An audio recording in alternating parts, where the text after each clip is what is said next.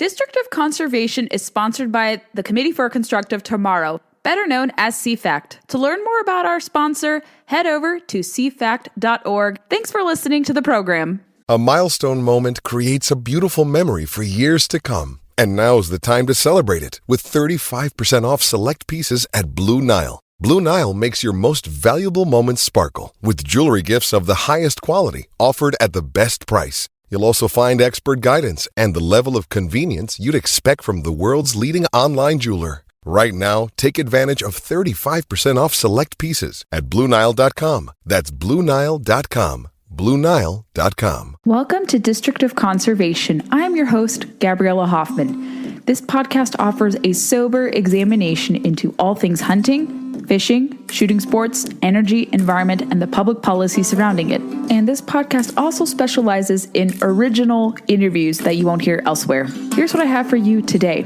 I hope you're settling well into Great Outdoors Month, everyone. I myself am playing catch up for all the weeks that I've been traveling. I'm about to go on another trip that I'm going to discuss here on the podcast that relates more so to farming and conservation. But I wanted to do a quick roundup of 3 items. I recently attended my first Virginia State Park dedication ceremony. I want to talk briefly about Field and Stream coming back online in print edition. And I want to talk about a very concerning bill from Representative Steve Cohen out of Tennessee to ban predator contests. Let's dive deep into these 3 updates right now on the show. I've talked a little at length about visiting some Virginia state parks in the almost 12 years that I've lived here in the Commonwealth of Virginia. I think I've been to 6 or 7 when I was looking over the brochure of now 43 state parks, with the addition of Culpeper Battlefields, and the Youngkin administration, namely their Natural Resources Department, invited me to attend the dedication ceremony. There were a couple hundred people, so it was really kind of nice and intimate to go there to Culpeper, which is a nearby town. Got to see a lot of familiar faces, old friends from Virginia politics, people I've met through my work in natural resources and energy. So it was a lot of fun, great weather, and it was great to hear the governor remark about his work for protecting and conserving natural resources and historical preservation. This state park to me seemed more about historical preservation, but it's going to be open to quite a bit of recreational purposes too, I believe. Biking, hiking, walking, no fishing to my knowledge or anything like that. But it will be open to the public pretty soon. And it was really cool just to see, cannons being fired, the dedication, and get to know and familiarize myself more with Virginia's Department of Conservation and Recreation, which falls under the Virginia Department of Natural and Historic Resources.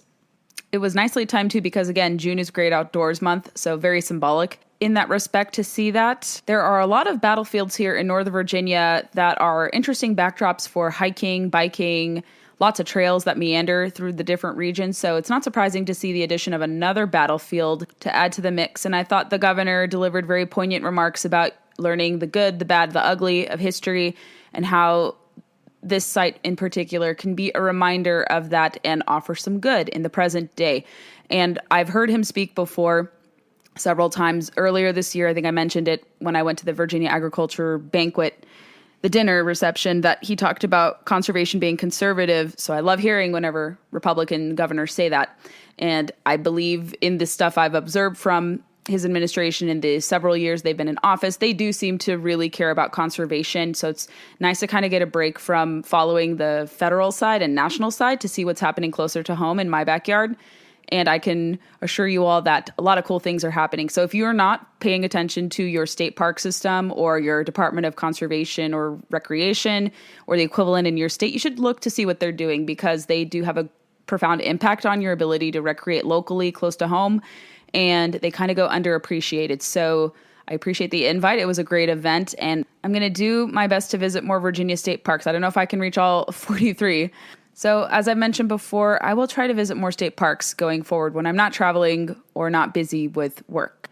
I posted on social media my excitement over Field and Stream coming back to print.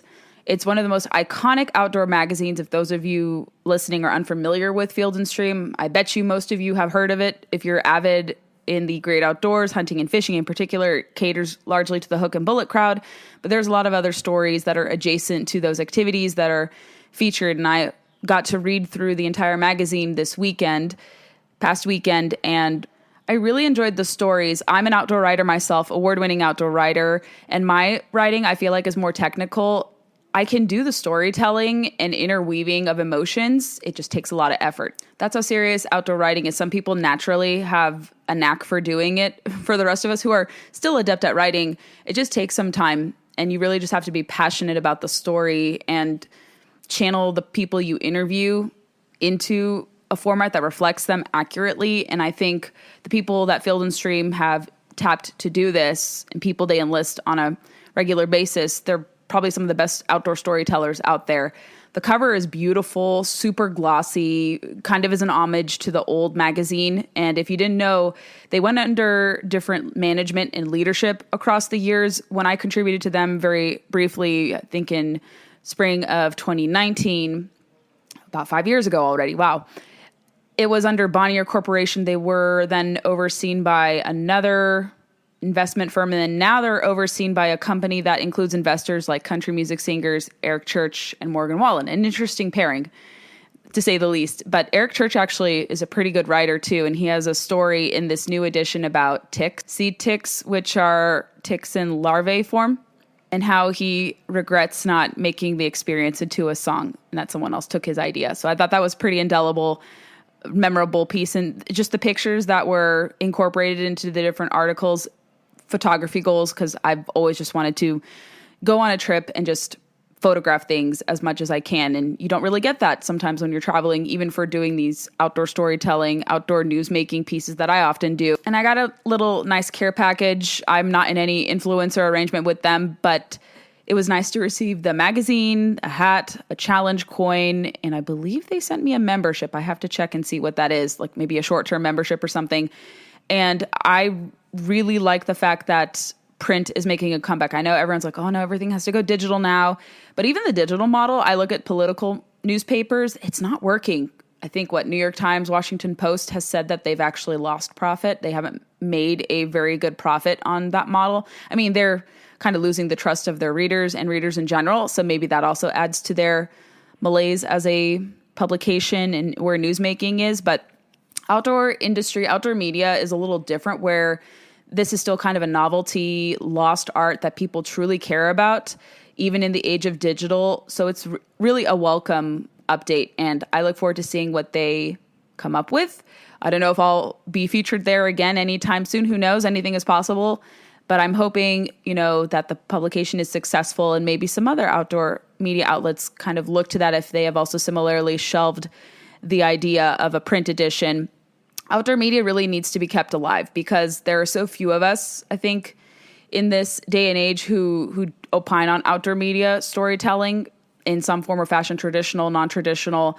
And if it's not kept alive, it's going to go the way of the dinosaurs. And that would be really sad. That's why I'm involved in outfits like the Professional Outdoor Media Association, why I do a lot of outdoor writing, especially on the policy side more recently, but I do occasionally throw in a storytelling piece or so. And I do not want to see this art go away. I don't want to see this type of writing disappear. It would be horrific. And then it would then just avalanche and create more problems to keeping and sustaining hunting and fishing heritage, the outdoor heritage here in the United States. So if outdoor media goes, or these iconic institutions go, my worry is that a lot of things will negatively follow with that. So I'm very happy about this relaunch, and I encourage you to check it out. Check out their membership too. Again, I'm not being compensated or told to do this. This is just me saying it out of free will. But their membership looks really interesting, and there are a lot of perks that come with it, and I think it's packaged in a really unique way. So give them a consideration if you haven't already, and definitely check their online magazine articles too. And let's top off this week's episode with an overview of this Prohibiting Wildlife Killing Contests Act. So I know predator contests are pretty controversial on the surface because people see that this is done for culling coyotes and some other animals. And this is from Representative Steve Cohen. He's a Democrat out of Tennessee, and he introduced this on May 22nd. So a couple weeks ago, he reintroduced, I guess this is a perennial effort. There's so many bills in Congress, it's hard to keep track of all of this. The Prohibit Wildlife Killing Contests Act is the goal, the explicit goal of it is to stop the practice of rewarding hunters for killing animals on public land in contests that serve no legitimate wildlife management purpose. That's debatable, but let's read and give some attention to what this effort is. America's wildlife play a special role in the natural environment and a healthy ecosystem, killing apex predators and other targets for what some deem sport is both cruel and unnecessary. These contests serve no legitimate wildlife management purpose, and ending them is the right thing to do. Of course, he has tapped support from Humane Society and other groups, I believe Defenders of Wildlife, and Animal Welfare Institute is also another name. Groups that support this. This is who you need to pay attention to. The Center for Biological Diversity, Animal Legal Defense Fund, Humane Society of the United States, Voters for Animal Rights, and 50 other organizations. You have Project Coyote. Our friend Cable Smith always talks about how kind of nefarious they are. Lots of state entities, Born Free USA, and lots of different groups, animal rights groups, Sierra Club, some derivatives of them, and other groups that are generally against hunting. Wild Earth Guardians, Washington Wildlife First, of course, not surprising, and many others. You can see for yourself who those are. And on Meat Eater website, let's read what they have to say about this. Jordan Sillers, he's a great writer. I've talked to him before, and he's interviewed me for some articles for some other outfits that he's written for. And he describes the bill as saying, prohibiting all contests in which participants kill wildlife for cash prizes or other inducements, regardless of value. However, big buck contests and fishing derbies would still be allowed since the bill makes an exception for fish, ungulates, and most type of game birds. The official text had not been released at the time. I think it is now released. But like he mentioned, it's endorsed by all the anti-hunting groups. And what do we talk about here on the podcast? These death by 1,000 cuts, gradual incremental hunting bans don't just stop at predator contests. They'll go to bear hunting. We see this all over the western United States. They go to cougar hunting, mountain lion hunting. Colorado is center stage for that this year. States conduct predator contests differently. It depends on what state you go to. Coyotes are not endangered or threatened whatsoever.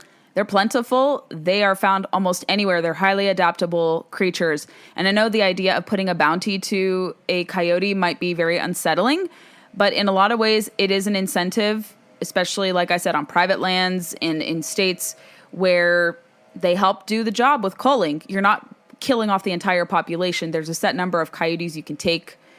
But of course, the animal rights activists use this and play on emotions to say, oh, this is all hunting. And again, this is not where they stop their attacks on hunting. This is just the first step of many they would take.